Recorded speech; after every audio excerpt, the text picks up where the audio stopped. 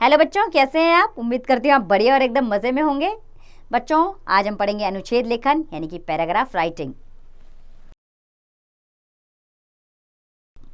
किसी विषय से संबंध महत्वपूर्ण बातों का सार एक अनुच्छेद में सुंदर ढंग से उपस्थित कर देना अनुच्छेद लेखन कहलाता है। बच्चों, अनुच्छेद और निबंध में काफ़ी अंतर होता है। जैसे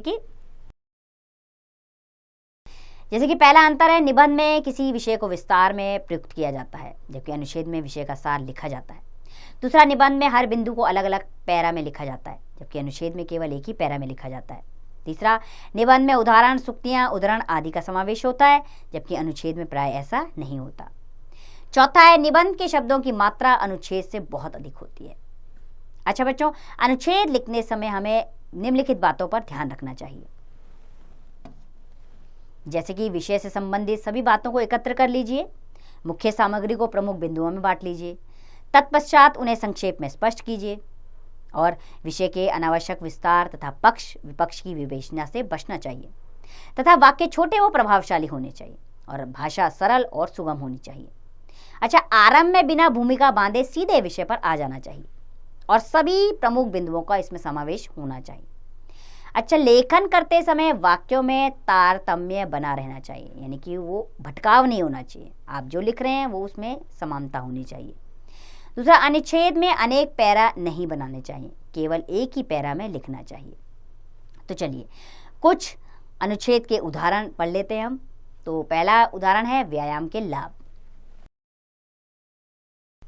स्वस्थ व्यक्ति निर्धन होता हुआ भी सुख से जीवन यापन करता है।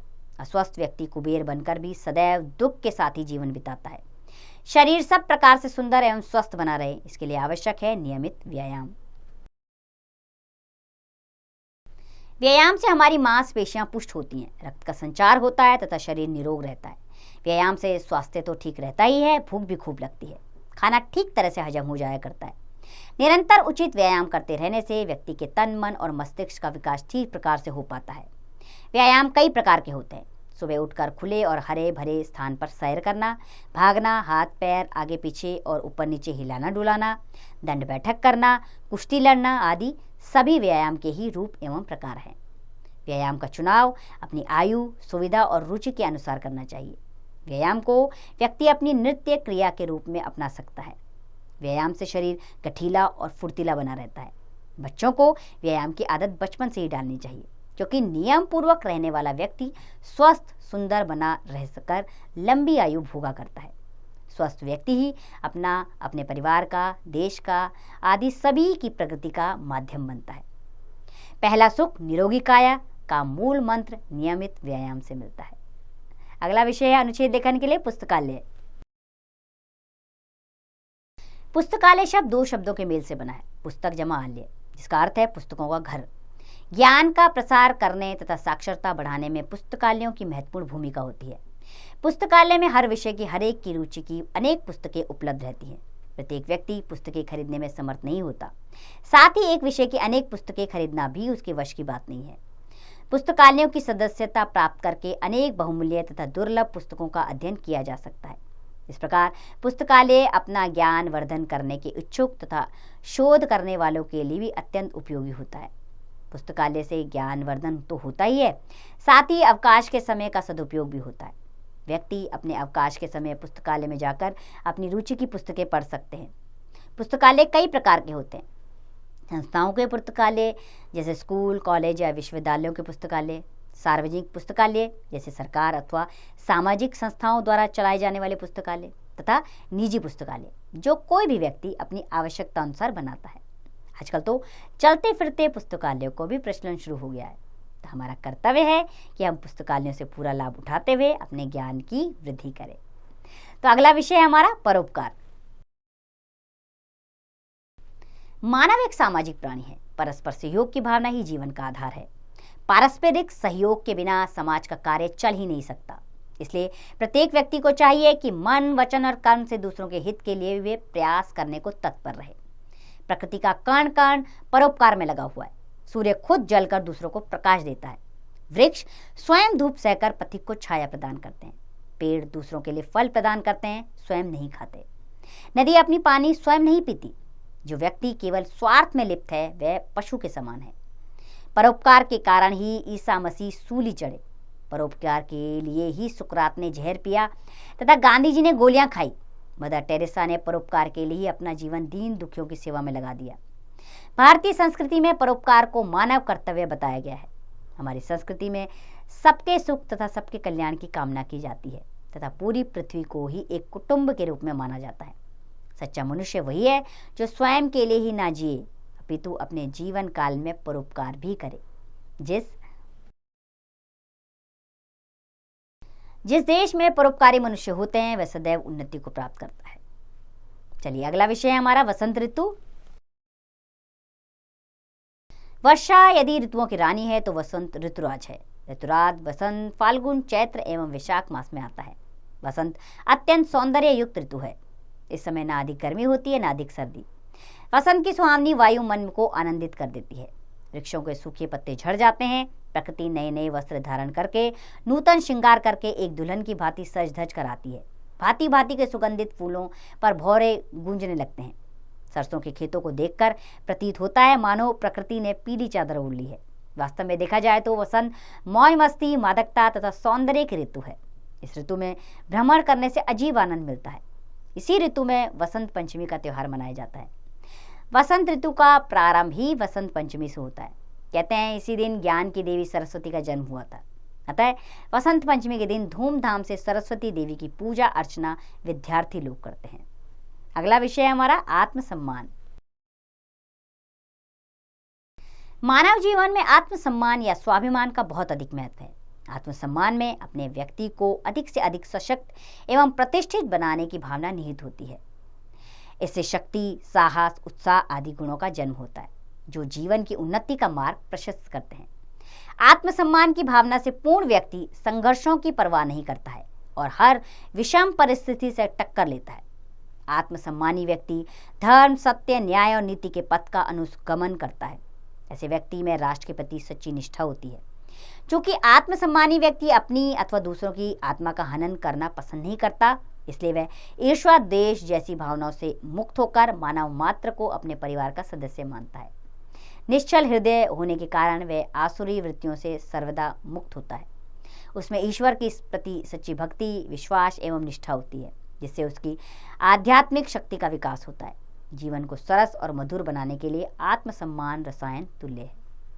अगला विषय है अनुच्छेद लेखन के लिए हमारा एकता की आवश्यकता। प्रत्येक परिवार जाति अथवा राष्ट्र के लिए एक होकर कार्य करना आवश्यक है। पिता पुत्र, पति पत्नी, भाई भाई में यदि एकता ना हो तो परिवार सुखी नहीं हो सकता और ना ही उन्नति कर सकता है। जिस जाति में एकता का अभाव हो वह सुरक्षित भी नहीं रह पाती। मजदूरों, कलाकारों, व्यवसायियों, अध्यापकों, छात्रों आदि सभी वर्ग के लोगों को आपसी मतभेद का त्याग कर संगठित जीवन बिताना पड़ता है, अन्यथा वे अपने क्षेत्र में सफल नहीं हो सकते। संगे शक्ति कलियुगे। कलियुग में शक्ति के लिए संगठित होना नितांत आवश्यक है। आधुनिक समाज में अक्सर दलित, शोषण वर्ग, मजदूर वर्ग आदि अपनी कठिनाइयों को दूर करने के लिए संगठित हो उठते हैं और तब सशक्त अधिकारियों को भी उनकी मांगों के समक्ष झुकना पड़ता है। हमारा देश भारत तो विभिन्नताओं का देश है। यहाँ संगठन एवं समन्वय की जितनी हमें आवश्यकता है उतनी किसी और राष्ट्र को नहीं। हमारी एकता की भावना ही हमें खंड खंड होने से बचा सकती है। अगला विषय है हमारा प्रदूषण। आज के युग को विज्ञान का युग कहा जाता है। आज मनुष्य ने पृथ्वी, आकाश तथा जल पर अपना आधिपत्य जमा लिया है तथा अपनी सुविधाओं के लिए अनेक मशीनों एवं आविष्कारों को जन्म दिया है। जनसंख्या वृद्धि के कारण वनों की कटाई तेजी से हुई है और वहां उद्योग धंधों का विस्तार हुआ है। वनों की अंधाधुंध कटाई के कारण प्राकृतिक संतुलन बिगड़ गया है। वर्षा, जलवायु तथा भूमि पर इसका दुष्प्रभाव पड़ा है। चिमनियों से निकलने वाले धुएं, बसों, ट्रकों आदि वाहनों से निकलने वाले धुएं से वातावरण प्रदूषित हो गया है, जिससे अनेक प्रकार के रोग हो रहे हैं। धुएं में जहरीले पदार्थ होते हैं जो सांस के द्वारा हमारे शरीर में पहुंच जाते हैं। इसी प्रकार मिलों से बेकार हो जाने वाला पदार्थ नदियों में बहा दिया जाता है। इससे पानी प्रदूषित हो जाता है, जिससे अनेक प्रकार के रोगों का जन्म होता है। प्रदूषण की समस्या अत्यंत भयंकर समस्या है। वनों की कटाई पर रोक लगाई जानी चाहिए तथा वृक्षारोपण पर बल दिया जाना चाहिए। इससे प्रदूषण कम होता जाएगा, क्योंकि वृक्ष दूषित वायु को स्वच्छ वायु में परिवर्तित करते हैं। हम सबका कर्तव्य है कि वृक्ष लगाएं। अगला विषय है हमारा समाचार पत्र। वर्तमान युग में समाचार पत्र को प्रजातंत्र की शक्ति का आधार स्तंभ माना जाता है, क्योंकि समाचार पत्र एक और जहां जनता की आवाज है, वहीं दूसरी ओर जन कल्याण का माध्यम भी है। समाचार पत्र के द्वारा देश विदेश की गतिविधियों, घटनाओं, समस्याओं आदि की जानकारी प्राप्त होती है। ये ज्ञानार्जन के साथ साथ मनोरंजन का साधन भी है। समाचार पत्रों के द्वारा आज तो व्यापार, शिक्षा, मनोरंजन आदि से संबंधित अनेक विज्ञापन तथा सूचनाओं का प्रसारण भी होता है। इसमें खेलकूद, सिनेमा, रेडियो तथा दूरदर्शन के कार्यक्रम, सरकारी सूचनाएं आदि अनेक बातों की जानकारी रहती है। इसके संपादकीय में सरकारी नीतियों पर टिप्पणी प्रकाशित होती है। हमारे देश में विभिन्न भाषाओं में अनेक समाचार पत्र प्रकाशित किए जाते हैं। आज हिंदी में हिंदुस्तान, नवभारत टाइम्स, जनसत्ता, दैनिक भास्कर, दैनिक जागरण, अमर उजाला, आज, वीर अर्जुन, नई दुनिया, लोकसत्ता, लोकमत, राष्ट्रीय सहारा, पंजाब केसरी जैसे अनेक समाचार पत्र निकल रहे हैं। हमारा कर्तव्य है कि हम समाचार पत्रों का अध्ययन करें तथा अपना ज्ञान वर्धन करें। अगला विषय हमारा सर्वधर्म समभाव। सांप्रदायिक सद्भाव और सौहार्द बनाने के लिए हमें यह हमेशा याद रखना चाहिए कि प्रेम से प्रेम और विश्वास से विश्वास उत्पन्न होता है। यह भी नहीं भूलना चाहिए कि घृणा से घृणा का जन्म होता है, जो दावाग्नि की तरह सबको जलाने का काम करती है। महात्मा गांधी प्रेम से घृणा को जीतने में विश्वास करते हैं। उन्होंने सर्वधर्म समभाव द्वारा सांप्रदायिक घृणा को मिटाने का आजीवन प्रयत्न किया। हिंदू और मुसलमान दोनों की धार्मिक भावनाओं को समान आदर की दृष्टि से देखा। सभी धर्म आत्मा की शांति के लिए भिन्न भिन्न उपाय और साधन बताते हैं। धर्मों में छोटे बड़े का कोई भेद नहीं है। सभी धर्म सत्य, प्रेम, समता, सदाचार और नैतिकता पर बल देते हैं। इसलिए धर्म के मूल में पार्थक्य या भेद नहीं है। अगला विषय है अनुच्छेद लेखन के लिए गंगा नदी। गंगा हमारी परम उज्जवल संस्कृति की ध्वजा वाहिनी है। कहा जाता है कि भगीरथ की तपस्या के कारण ही गंगा स्वर्ग से पृथ्वी पर आई और दुखी लोगों की दुख मर्दनी साबित हुई। तब से यह गंगोत्री से बंगोपसागर तक तटवर्ती प्रदेशों को अपना आशीर्वाद लुटाती हुई निश्चिंत भाव से बहती चली आ रही है। ये हमारे जीवन में ही साथ नहीं देती, मरण के पश्चात भी हमें अपनी गोद में धारण कर लेती है। इस तरह इनके वरदान से हमारे लोक और परलोक दोनों संवर जाते हैं। किंतु गंगा आज संकट में है। उद्योग धंधों के तथा मिलों से बहाए जाने वाले कचरों ने इसके अमृत तुल्य जल को प्रदूषित कर दिया है। गंगा जल आज पीने योग्य नहीं रहा। साथ ही गंगा में पाए जाने वाले विभिन्न दुर्लभ जलचर प्राय